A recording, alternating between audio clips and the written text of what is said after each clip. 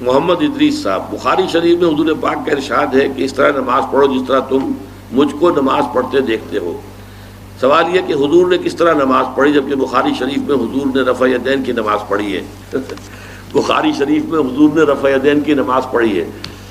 دیکھیے حضور نے مختلف طریقوں اختیار کیے مختلف اوقات میں۔ اب صحابہ کا طرز عمل یہ ہوتا تھا کہ مثلاً ایک روایت آتی ہے کہ ایک صحابی حضور سے ملنے آئے، کوئی بدوی تھے، دیہات کے آدمی تھے، انہوں نے حضور کو دیکھا کہ آپ کا گریبان کھلا ہوا تھا، آپ نے بٹن لگائے ہوئے نہیں تھے۔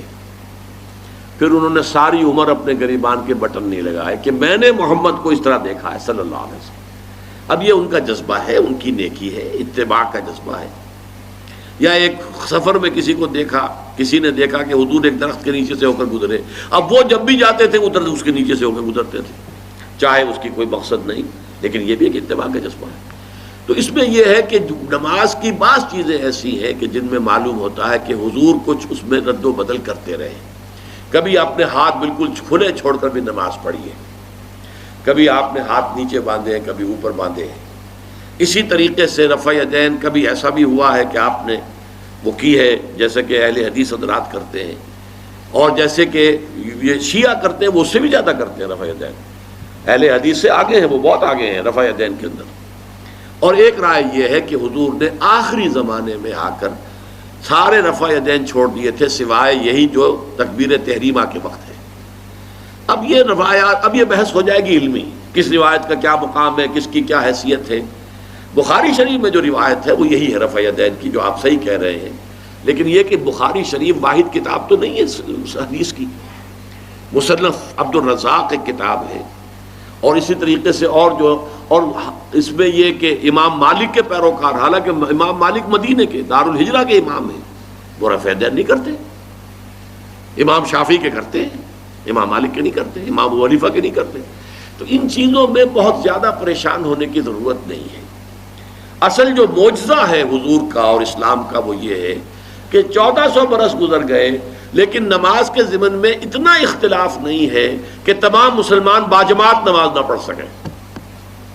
دیکھیے رفع یدین کرنے میں جماعت ٹوٹی نہیں، آپ نے کیا یا نہیں کیا، جماعت کی فارمیشن برقرار رہی۔ فرض کیجئے کوئی شخص یہ سمجھتا کہ پہلے سجدہ ہے پھر رکوع ہے، تو اب یہ دو آدمی ساتھ نماز نہیں پڑھ سکتے، جن میں سے ایک کے نزدیک پہلے رکوع ہے پھر سجدہ ہے، دوسرا یہ سمجھتا ہے کہ نہیں پہلے سجدہ ہے پھر رکوع ہے، نہیں ہو سکتی، ان کی جماعت اب جمع نہیں ہو سکتی۔ یا کسی کا یہ خیال ہو کہ جیسے ہر رکعت میں رکوع ہے کہ سجدہ بھی ایک ہے، وہ ایک سجدہ کر کے کھڑا ہو جائے۔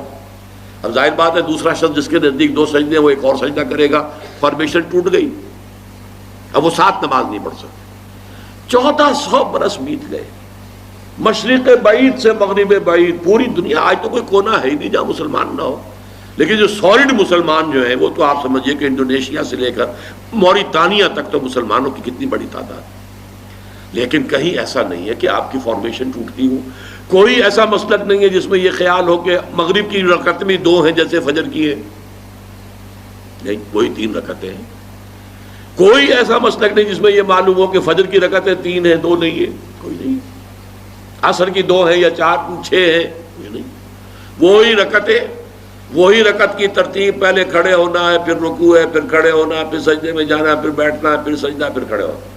فارمیشن نہیں ٹوٹتی، شیعہ ہو، سنی ہو، اور اس میں حنفی ہوں، مالکی ہوں، شافعی ہوں، حنبلی ہوں، زیدی ہوں، ظاہریہ ہوں، کوئی بھی ہو، کسے باشد، تمام مسلمان مل کر جماعت سے نماز ادا کریں گے اور ان کی جماعت ٹوٹتی نہیں۔ یہ ہے جس کو ہمیں سمجھنا چاہیے۔ یہ کیوں ہے؟ صلو کما رأیتمونی اصلی، کہ حضور کو جس طرح دیکھا صحابہ نے نماز پڑھتے ہوئے ویسے نماز پڑھ رہے ہیں، صحابہ نے ویسے نماز پڑھی، پھر آپ کے بعد تابعین نے اسی طریقے سے نماز پڑھی، پھر اس کے بعد تبع تابعین نے پڑھی، نسل بعد نسل منتقل ہو رہا ہے۔ باقی تھوڑا تھوڑا اختلاف اگر ہے تو اس کے لیے زیادہ پریشان نہیں ہونا چاہیے۔